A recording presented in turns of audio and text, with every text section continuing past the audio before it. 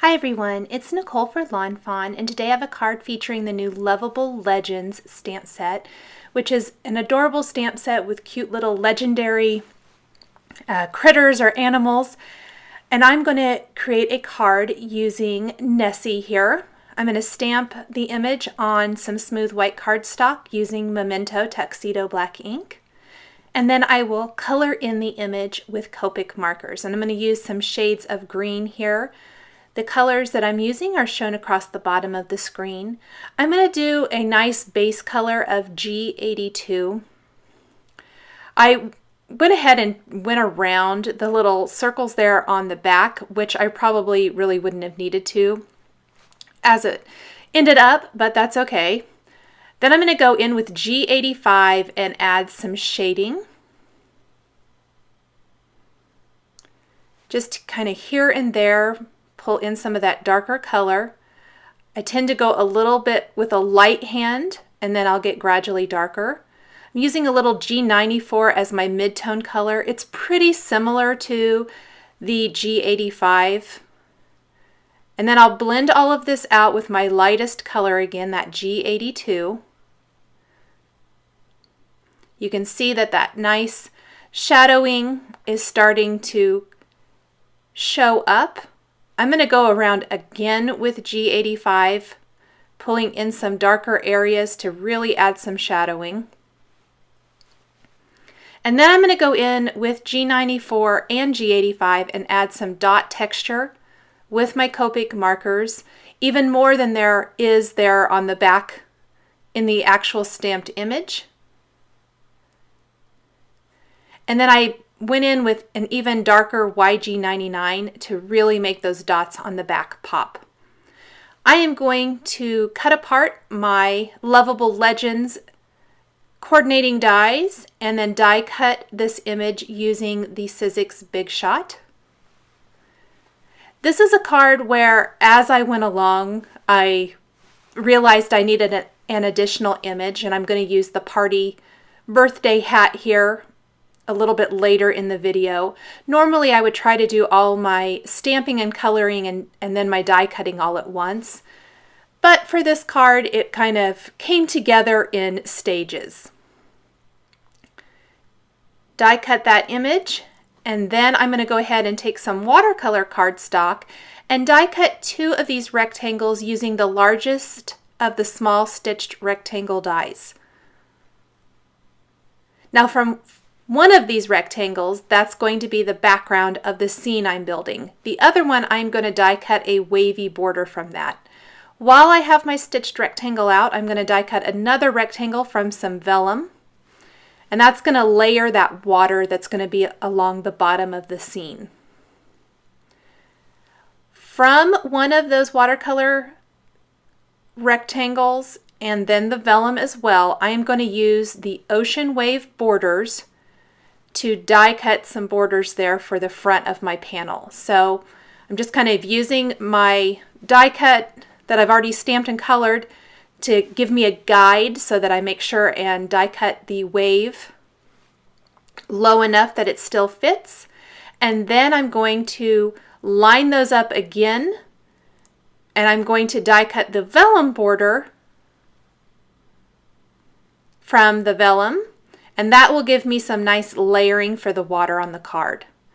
From the actual ocean wave border, I'm going to color this in with some Mermaid Lagoon Distress ink. I'll just color that in. It gets a little bit lighter near the bottom, darker near the actual die cut edge. For the background, I'm going to use Tumbled Glass and Salty Ocean Distress inks. Again, I'm going to use a lighter hand the closer you get to the top of the panel or card, and have it a little bit darker near that skyline where the water meets the sky. Blend those together really well. I'm going to set those out, take my distress sprayer filled with water and spritz both of these. I love this technique. I'm going to let that sit for about 20 to 30 seconds and then take a dry paper towel and gently dab that up. And it's going to give such a fun, great effect. I just love how it looks. Now I'm going to set those aside to air dry and take my vellum water border and stamp Greetings from Loveable Legends on this using Versamark ink and heat emboss them with white embossing powder. Originally I thought I'd try to ink them up all or grab all of my images with my block and stamp them all at once, but I think they don't get quite as close together that way.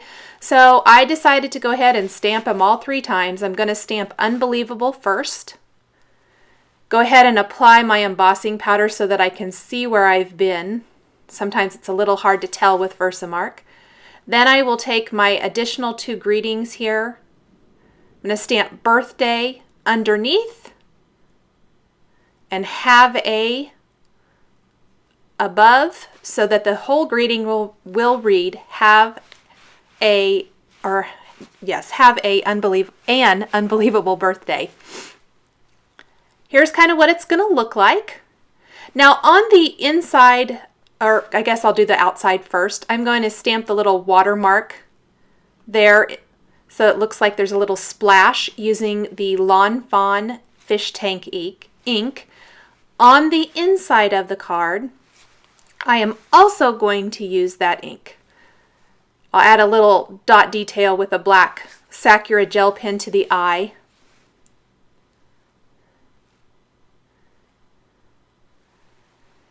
Go ahead and color in that party hat real quick before I do the inside of the card. It was bothering me that I didn't have it, so I stamped that, and I'm going to color it in with some shades of orange for the main portion of the hat. I decided to do something kind of bright. With the greens and the blues, it was a little more muted, so I wanted it to kind of look like a celebration party card, and so I'm using YR04 and 09 for the party hat. And then for the little tassels coming out of the top, I'm using a red, which is R24, a yellow, Y08, and a blue, which is B24.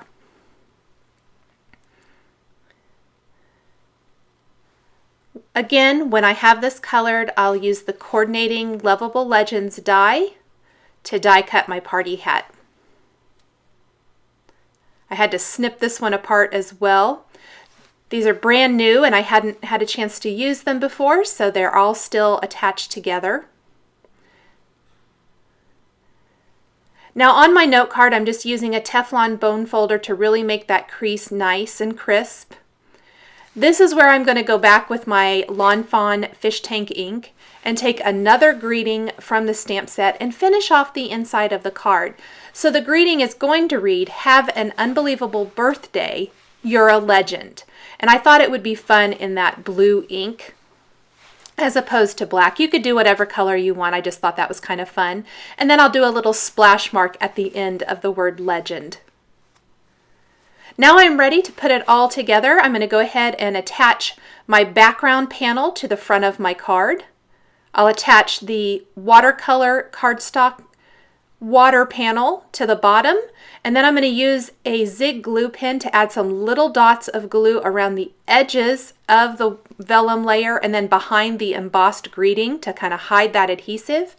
Lay that over it, and I'm going to put something heavy on top of it for a few minutes so that really sets well and lays nice and flat while the glue dries. I'll use some Zotz glue dots to add some adhesive to the back of my image. Tuck Nessie into the water there. Use some smaller bling glue dots for the party hat and attach that to the head.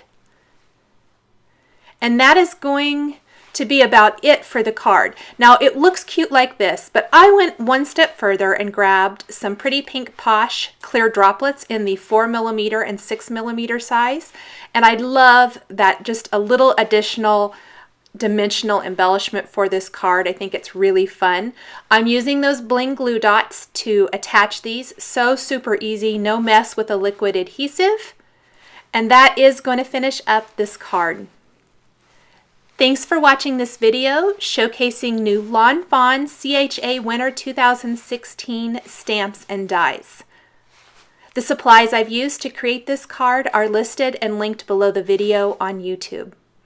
Here are a couple more videos using Lawn Fawn stamps and dies that you might be interested in. Thanks for watching, and we'll catch you next time.